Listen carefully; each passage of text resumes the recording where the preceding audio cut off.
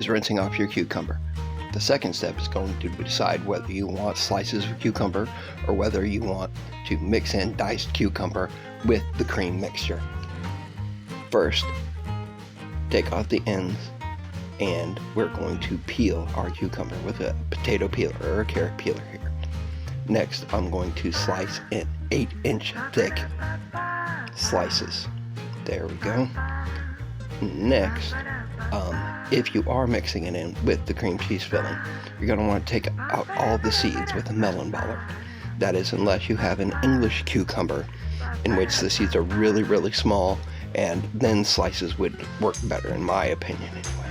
Okay, now that you have all the slices of cucumber cored, get them on a cutting board, and we are going to dice these up.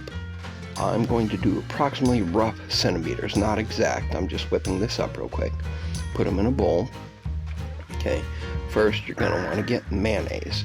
Now, Miracle Whip mayonnaise. Get a 1/4 cup. There we go. Next, an 8-ounce block of cream style cheese. Make sure that it's room temperature. Grab a teaspoon of salt. A little bit of pepper. I'm using white pepper. A glug or tablespoon of ranch. You can use ranch seasoning. Garlic powder, and stir on high-speed, fast-motion photography. Or just stir.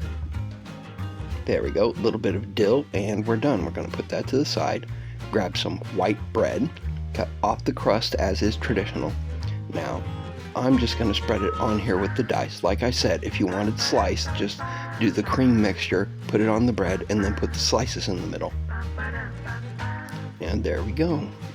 I'm going to corner cut these into triangles. And if you want a keto-friendly version, just use keto bread or a keto wrap. And you're good to go.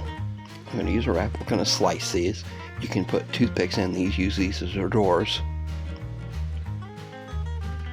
Hors d'oeuvres? I'm not sure I'm saying that right. And there we go. Voila, cucumber sandwiches. If you like this video, watch one of my other ones. Hit the subscribe button. I'll see you next time on Randy's Family Kitchen.